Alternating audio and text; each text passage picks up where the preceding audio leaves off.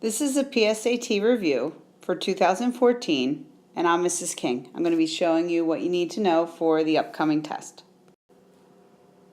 Okay, so we're going to begin with practice test section 1, and it is looking for a vocabulary word or an appropriate word that'll fit in each sentence. What I've done is I've taken each few sentences and I'm going to show them up on the screen to make it easier. So you read number 1. Election to Hawaii's House of Representatives in 1956 was the first milestone in Patsy Takemoto Mink's career as a blank. Okay. Number 1, we're going to think about two separate things here. We're going to talk about the House of Representatives, if you can see that, and election. Okay. Those are key words. They put in these big, long last name, first names to throw you off, make you stumble. So call every boy Joe and every girl Sally. It doesn't matter. Skip the names. Stop trying to pronounce them. Make it easy on yourself.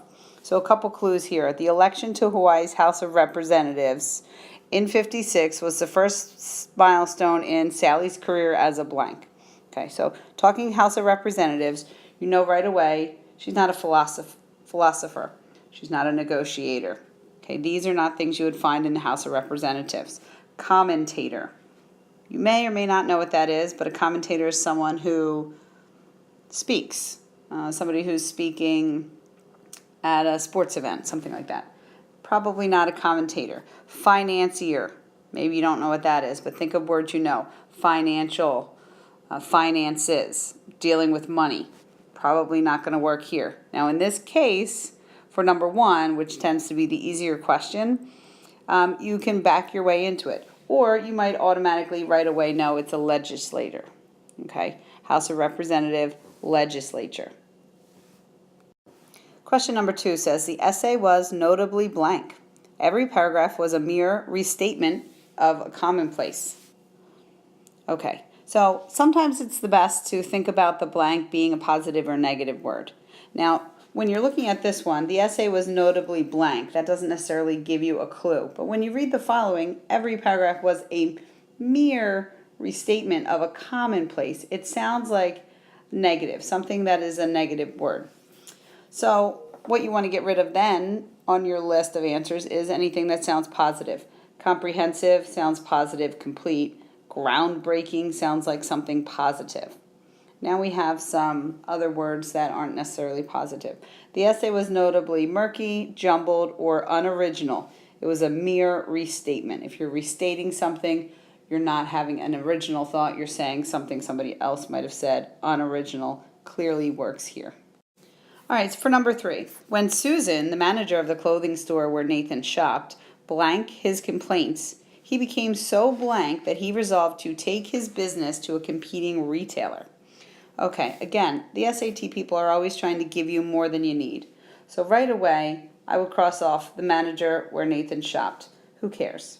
You want to know about Susan, did what to his complaints? Okay? He became so blank, so negative that he's willing to take his business elsewhere. Okay? So if somebody's willing to take their business somewhere else, they're angry or they're negative. So we have probably a negative word here. This word, if Nathan is so negative, Susan probably did not do something with his complaints. Okay, so think about that. First sentence, we're looking for two words, exaggerated and exhilarated. Exhilarated doesn't work right away. We need a second negative word. Gratified is not a negative word. Despondent, maybe you're unsure of that word. Unscrupulous, exasperated. They seem to possibly be negative words. So let's think about them for a minute.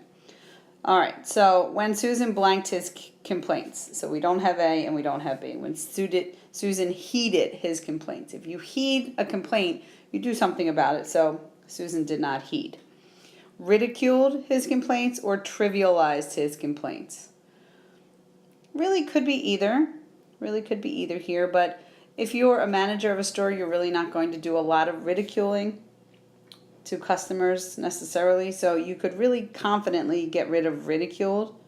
And what you're left with is E, trivialized. Now, does the second part work?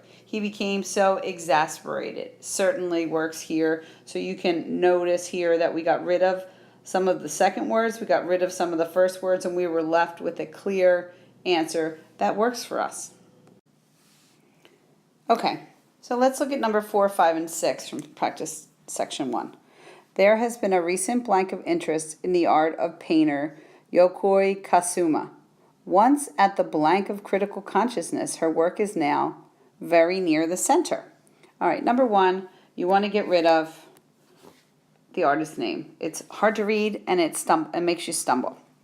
So there had been a recent blank of interest in the art of the painter. So like an upshot of interest, something positive. People are interested. Once at the blank of critical consciousness, her work is now near the center. So if she's near the center now, it means she was an outlier here. Okay, so she was like on the outside of the art world possibly. Okay, so you want to look at the words here. Something that is outside of the center. The hub, a hub means inside, the hub where all the hot spot is. Boundary, maybe. Periphery, yes, on the peripheral is on the outside. The core means the middle. The edge could mean the outside. All right, so we got rid of 2. So if we can't use those words, then we can't use the other words. We don't even really need to look at them. There has been a recent blank of interest. There has been a recent subsidence. If you subside, you kind of wane, you go down, you have less of. That doesn't work. A resurgence, right? A renewal, possibly. A deterioration of interest. So again, with the losing interest to deteriorate, that's not what we're looking for. We're looking for an up of interest.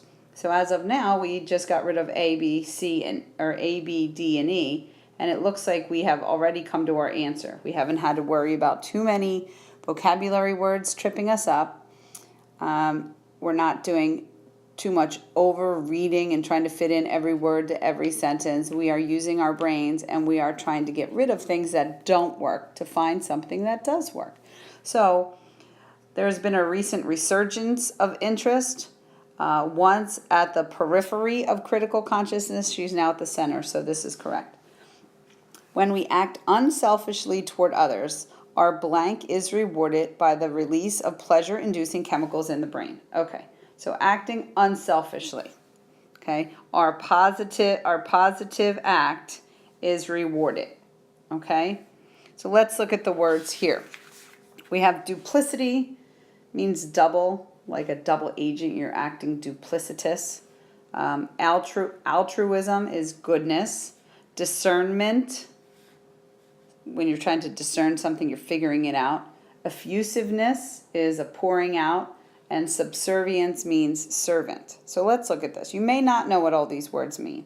So subservience, subservient, you would know that does not fit here. To discern. Think of when they give you a big word, see if you can find a root. So if you're discerning something, you're trying to figure it out, I think you might know this. So we have 3 left.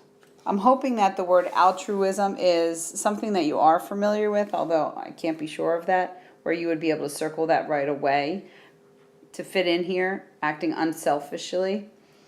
But this could be a tricky one if you have 3 answers left over, A, B, and D, and you're not exactly sure what they mean. So again, give it your best try. Number 6. Although scientists occasionally receive reports of snowflakes the size of dinner plates falling from the sky, the accounts are always blank because of the blank nature of snowflakes. All right, the accounts are always questionable because of the questionable nature of snowflakes. Okay, let's start with that. Number 1, are snowflakes complicated? Circumstantial could work. Complicated, not sure, don't get rid of it.